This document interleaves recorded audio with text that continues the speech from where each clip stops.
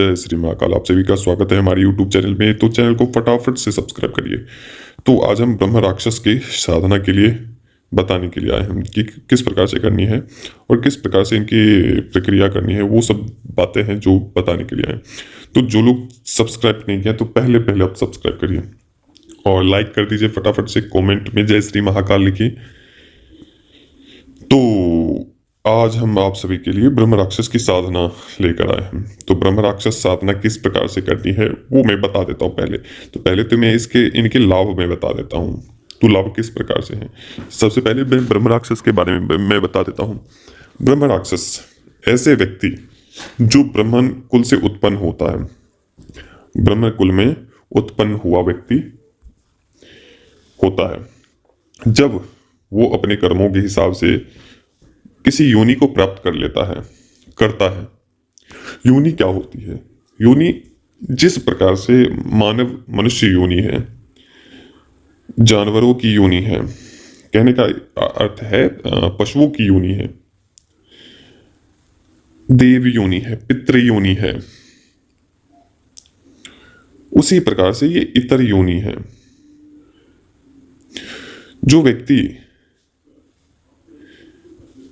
मरता है, जब वो मर जाता है तो अपने फलों के कर्मों के हिसाब से उस योनि को प्राप्त होता है। तो जब कोई ब्राह्मण व्यक्ति अपने समय में वो बहुत काफी साधनाएं कर रखी होती है और करते हैं, लेकिन कोई व्यक्ति साधना तो करता है, अपनी जो भी परंपराएं हैं वो भी करता है, लेकिन उसी हिसाब से पाप कर्म भी उसी प्रकार से करते हैं। जैसे कि यज्ञोपवीत, जिसे जनेऊ कहते हैं, वो धारण करके मांस भक्षण करना, पराई स्त्री के साथ संबंध बनाना, अपने ब्राह्मण कुल का जो भी धर्म नीति है उसका न पालन करते हुए अब कुमार्ग की ओर प्रशस्त्र हो जाना। तो वो व्यक्ति पराई स्त्रियों के साथ संबंध बनाना, ऐसे व्यक्ति जब वो अपनी जो भी मृत्यु को प्राप्त होते हैं तो उस योनि में जाते हैं और उस योनि में जाने के बाद वो ब्रह्म राक्षस की योनि प्राप्त करते हैं। उस योनि में भी अनेकों प्रकार की शक्तियां होती हैं। इतर योनि में भी अनेकों प्रकार की शक्तियां हैं। भूत हैं, जिन्न है, जिन्नात है, प्रेत है, चुड़ैल है, डाकनी है, शाकनी है, बहुत सारी शक्तियां हैं उनमें।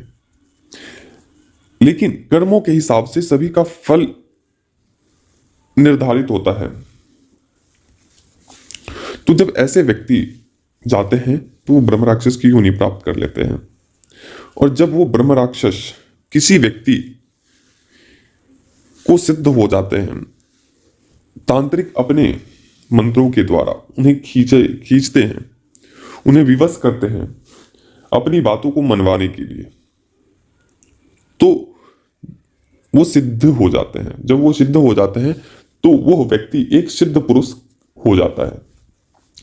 कहने का मतलब है कि कोई भी कार्य करने में सक्षम हो जाता है, चाहे वो वशीकरण का कार्य हो, चाहे वो भूत भविष्य वर्तमान किसी को बताना हो, चाहे वो उच्चाटन का कार्य हो, वशीकरण का, चाहे किसी के ऊपर मारन करवाना हो, चाहे मारन को रोकना है, किसी के ऊपर तंत्र करवाना है या तंत्र काट करवाना है, चौकी चलानी है या चौकी स्थापित करनी है या चौकी को बांधना है, किसी कुलदेवी देवता को बंधन में लेना है, नई नई ज्ञान को सीखना है, तो ये ब्रह्म राक्षस ये अच्छे तरीके से कर सकते हैं।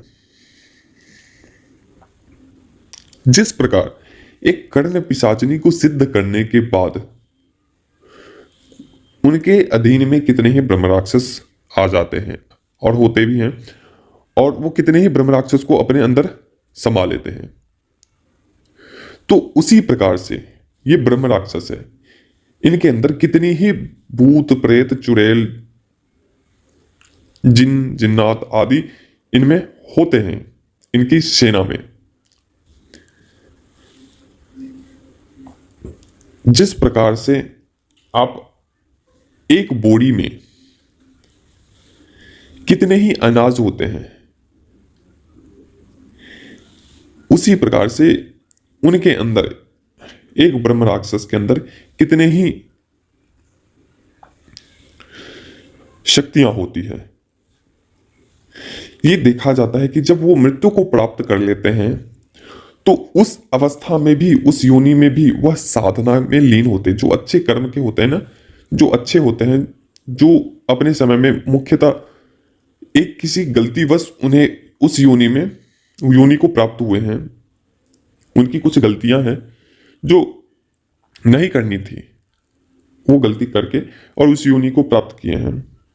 लेकिन ऐसा देखा जाता है कि उस योनि में होते हुए भी वह अपनी साधना को करते हैं, अनेकों प्रकार की साधनाएं करते हैं, वो उस योनि में भी करते हैं।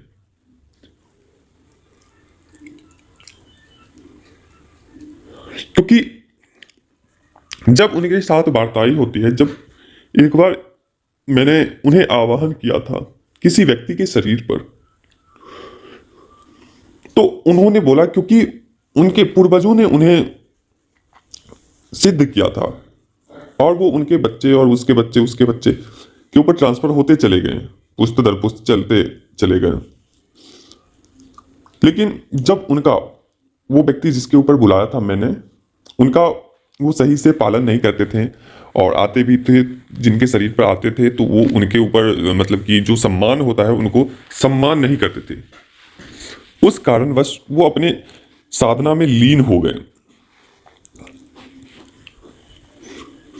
तो मैंने उन्हें बुलाया तो उन्होंने बताया कि एक तो ये सम्मान नहीं करते हैं और हमारी अवस्था भी हो चुकी है, अब हम मुक्ति के द्वार पे खड़े हुए हैं, कभी भी मुझे मुक्ति मिल जाएगी और मिल सकती है।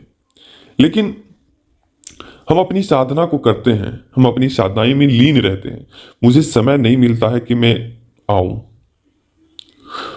और हमें इन्होंने सम्मान नहीं किया है, कभी भी सम्मान इन्होंने नहीं किया है, इसलिए मैं अपनी साधनाओं में लीन होके रहता हूं। और अभी मुझे जबरदस्ती खींचा गया है, इसलिए मैं यहां आया हूं। ये ब्रह्मराक्षस का कहना था। कहने का मतलब है कि जब वो मुक्ति के द्वार पर भी, मतलब कि वो मृत्यु को प्राप्त कर लेते हैं, तो उस समय भी वो साधना करते रहते हैं। तो एक बार ऐसा कई बार ऐसा हुआ है कि जब आप उस साधना को करते हो तो बहुत सारे अनुभव होते हैं। जैसे कि जब आप साधना कर रहे होंगे तो नई नई शक्तियों का आना, कोई चुड़ैल आ जाती है, कोई प्रेत आ जाते हैं। लेकिन जब भी आपको इस प्रकार से लगे और आपकी साधनाएं सफल होने वाली होती है, तो ये कुछ लक्षण होते हैं कि जब भी आप साधना करेंगे तो उससे पहले जब आप ब्रह्म राक्षस आने लगते हैं, जो मुख्य शक्ति की जो साधना कर रहे हैं, जब वो आने लगते हैं तो जो भी वहां के शक्ति होते हैं, उस समय वहां पे बहुत हलचल मच जाती है, बहुत ज्यादा हलचल। आपको आश्चर्य लगेगा कि ये सब हो क्या रहा है, मैं कहां आ गया हूं, क्यों कर रहा हूं इस साधना को, छोड़कर उठ जाऊं, इस प्रकार से आपका मन करेगा। लेकिन उस साधना को छोड़ना नहीं है, आपको उस साधना को पकड़ के रखना है। और आपने उस समय का जो वो पल होता है वो निकाल लिया आपने, तो समझिए कि आप सिद्ध हो गए। उसके बाद जब वो बहुत हलचल मच जाएगी और जब आप उसके बाद से पूरे तरीके से शांत वातावरण हो जाएगा, पूरा शांत हो जाएगा, फिर आपको एक शोर सुनाई देगा, कोई हुजूम आ रहे हैं सामने से या कहीं से भी आ रहा है, आगे से पीछे से कहीं से भी आ रहा होगा, बहुत ही अच्छी ढोल नगाड़े बजाते हुए वो आएंगे और सामने, हो सकता है कि आपके सामने रुके या आपके सामने से गुजर जाएं। तो इस प्रकार से अनुभव होंगे। तो ये समझ लीजिए कि हमारी सिद्धि के हम बहुत नजदीक पहुंच चुके हैं, बहुत नजदीक। तो जब आप इस साधना को करते हैं तो आपको अच्छी अनुभव होंगे, अच्छा अनुभव होंगे, बहुत अच्छा। और जिनको डर नहीं होता है वो यह साधना कर सकते हैं। तो सबसे पहले करना क्या है, तो आपको मतलब कि अपनी भोजन आपके घर से ले जाना है, अपने घर से ले जाना है, जो भी बनाए। अगर स्वयं बनाए तो अच्छा है, अगर ना बनाए तो अगर जो भी घर घर में भोजन बनाए वो आपको साथ ले जाना है। दूसरा कि एक दीपक, अगरबत्ती हो तो वो भी ले जाने हैं। एक आपको अपनी रक्षा के लिए एक चाकू ले लीजिए, या मैं अस्त्र अस्त्र सिद्धि में बताया हूं वो आप मंगवा सकते हैं, जो एक तो अनेकों शक्तियों से रक्षा करेंगे, दूसरा आपको प्रोटेक्शन मिल जाएंगे। तो उस अस्त्र को ले जाना है, या अगर आपके पास वो अस्त्र नहीं है तो आप चाकू ले लीजिए, कील ले लीजिए। लेने के बाद वहां पे उस स्थान पे जाना है। अगर सबसे पहले सामग्री तो इकट्ठा कर लेनी है, और सामग्री में आपको भोजन चाहिए जो भी घर में बना है, और आपको काले उड़द के पकौड़े बनाने हैं। काले उड़द के पकौड़े बना लेने हैं, वो आपको स्वयं बनानी है। अन्य कोई भी अन्य भोजन ना बनाए तो कोई दिक्कत नहीं है, लेकिन उड़द के पकौड़े जो भी बनाने हैं वो आपको अपने हाथों से बनाने हैं। तो आपको ये सभी सामान ले जाना है, और ले जाने के बाद आपको वहां पे बैठना है, गुरु का ध्यान करना है। जो भी प्रक्रिया बताई जाएंगी पहले आपको वो संपन्न कर लेना है। संपन्न करने के बाद घेरा वगैरह लगा लेनी है, और ऐसा जगह चुनना है आपको जहां पे आपको कोई भी पीपल वृक्ष, जिसके आसपास 200 मीटर के आसपास कोई घर वगैरह ना हो। 200-300 मीटर में कोई घर वगैरह ना हो, और अपनी साधना, आपकी साधना अच्छे तरीके से कर सकें, ऐसी जगह चुनना है। और उसके बाद जो भी प्रक्रिया है वो करना है। तो पहले दिन आपको करनी है, दूसरे दिन करनी है, तीसरे दिन, चौथे, पांचवें, छठे, सातवें दिन करनी है। और समय आपको रहेंगे रात्रि 10 बजे के बाद, 10:30 बजे के बाद कोई भी समय चुन सकते हैं। 10 बजे के बाद 3 बजे सुबह से पहले। तो इस प्रकार की साधना है ये, 3 बजे से पहले और रात्रि 10:30 बजे के बाद कोई भी समय चुन लीजिए, लेकिन घर से आपको दूर स्थान पे करना है, ताकि ऐसा जगह हो ताकि आपके 200-300 किलोमीटर 200-300 मीटर में उस पेड़ के आसपास कोई घर ना हो। और आपका दिल मजबूत होना चाहिए, तो ही इस साधना को करें। सबसे पहली बात तो अभी किसी के पास में समय नहीं होता है, इसलिए मैंने बहुत ही कम दिनों की साधना को लेकर आया हूं इस ब्रह्म राक्षस की। ये तीक्ष्ण साधना है, बहुत ही तीक्ष्ण साधना है। तो सबसे पहले इस प्रकार से कर लेनी है, और जब ये सब हो जाए तो पहले, दूसरे, तीसरे दिन, चौथे, पांचवें, छठे, सातवें दिन आपको वह शक्ति प्रत्यक्ष होंगे जो आपको सही तरीके से वचन लेने हैं। और जब वचन वगैरह हो जाएंगे तो उन्हें काम सौंपना है। काम सौंपने के बाद जो भोग बताए गए हैं उनके द्वारा वो भोग समर्पित करना है। जब वो भोग हो जाएंगे तो आप कोई भी कार्य करवा सकते हैं उनके द्वारा। तत्काल आप उठकर घर चले जाइए, और जो साधना किए हैं, अगर हमसे किए हैं तो आप उस साधना के अनुभव आप हमें भेज सकते हैं। और जो लोग चाहते हैं कि हमें इस साधना को, हम सक्षम नहीं है, हमें डर लगता है, या हम सक्षम नहीं है करने के लिए, क्योंकि साधना कोई छोटी खेल नहीं होती है, उतने समय किसी के पास नहीं होता है कि वो अपना समय दे। इतना नुकसान झेलते हुए भी वो भी साधना सफल होगी या नहीं होगी, क्या होगी नहीं होगी, तो ऐसे किसी के मन में शंका है तो वो लोग ट्रांसफर भी जुड़कर ले सकते हैं। यह ब्रह्म राक्षस की साधना जो मैंने बताया है उसके ट्रांसफर भी आप हमसे जुड़कर ले सकते हैं। वो व्यक्ति जो ट्रांसफर लेगा, चाहे वो साधना करे चाहे वो ट्रांसफर ले, उनके लाभ उसी प्रकार से है। चाहे वो तंत्र काट हो, वशीकरण हो, उच्चाटन हो, विदूषण हो, कोई भी कार्य हो, वो सभी कुछ करने के लिए सक्षम होते हैं। ये आपके अच्छे भी कार्य करेंगे और बुरे भी कार्य करेंगे। किसी को मारना है, किसी को वशीकरण में बांधना है, किसी को भी ऊपर तंत्र काट है, किसी के ऊपर नकारात्मक ऊर्जा है, प्रेत है, चुड़ैल है, डाक किसी प्रकार की ऊर्जा है उसके ऊपर शरीर पर आती है, हाजिरी काटनी है, किसी की शक्ति को बांध लेना है। अगर कोई शक्ति को पूजा दे रहा है, मानकर चलिए कोई व्यक्ति पूजा कर रहा है, तो उसकी पूजा ब्रह्म राक्षस को मिले या हमें प्राप्त हो, तो उनके द्वारा ये भी करवा सकते हैं। लेकिन इनके द्वारा वही मैं दोहराऊंगा कि गलत कार्य ना करें। तो जो लोग इस प्रकार से चाहते हैं कि हम चौकी लगाना, दरबार लगाना, तो वो हमसे जुड़कर ट्रांसफर ले सकते हैं। ट्रांसफर की एक प्रक्रिया होती है। ये आपके प्रत्यक्ष अप्रत्यक्ष सभी कार्य करेंगे। मतलब कि अप्रत्यक्ष शत्रुओं से मुक्ति दिलाएंगे। कोई व्यक्ति आपका प्रबल शत्रु है और आपके पीछे षड्यंत्र कहता रहता है कि फलाने व्यक्ति को मैं आज छोड़ूंगा नहीं, उसे इसमें फंसा दूंगा, उसे उसमें कर दूंगा, उसे घसीट दूंगा।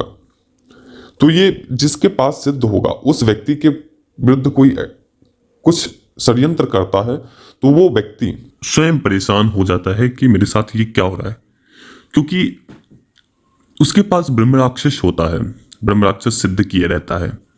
क्योंकि वो ब्रह्म राक्षस, अगर कोई शत्रु है वो आपके पीछे लगा हुआ है, तो वो आप चाहे उसे देखें समझे ना देखें कोई दिक्कत नहीं है, लेकिन ब्रह्म राक्षस सब कुछ देखते हैं। वो समझ जाते हैं कि हमारे साधक को वो परेशान कर रहा है, तो वो स्वयं उसको जाकर परेशानी में डाल देते हैं। तो ये ब्रह्म राक्षस है। प्रत्यक्ष अप्रत्यक्ष कोई भी शत्रु हो, आपके सभी शत्रु का ये दमन कर देते हैं। जिस साधक के पास ब्रह्म राक्षस सिद्ध होते हैं उन्हें। तो ये अगर कोई व्यक्ति हमसे जुड़कर ट्रांसफर लेना चाहता है तो हमारे व्हाट्सएप से जुड़ सकते हैं। और ट्रांसफर की एक प्रक्रिया होती है। जिसके पास कोई समय नहीं होता है साधना के लिए या मंत्र जप के लिए, शारीरिक बल नहीं है, शरीर का साथ नहीं देना, अगर आपका शरीर साथ नहीं देता है, अगर साधना में बैठ नहीं पाते हैं या शमशान नहीं जा सकते हैं, उस शक्ति को सिद्ध नहीं कर सकते हैं, तो आप हमसे जुड़कर ट्रांसफर ले सकते हैं। लेकिन ट्रांसफर की एक प्रक्रिया होती है। सभी की एक अलग अलग प्रक्रिया होती है। हमारे द्वारा ट्रांसफर दिए जाते हैं, ना कि आपको सवारी दी जाती है। हमारे द्वारा ट्रांसफर दिए जाते हैं, शक्ति ट्रांसफर। जो मैंने सिद्धि किए हैं वो मैं आपको दूंगा, मैं आपको सवारी नहीं दूंगा। और शक्ति ट्रांसफर की एक प्रक्रिया होती है, जो उस प्रक्रिया के अनुसार आपको चलना होता है। प्रक्रिया क्या होती है? आपको ब्रह्म राक्षस के लिए 11 दिनों का समय देना होता है। उस 11 दिनों में आपको एक क्रिया बताई जाती है। उसी दौरान मेरी भी प्रक्रिया शुरू होती है।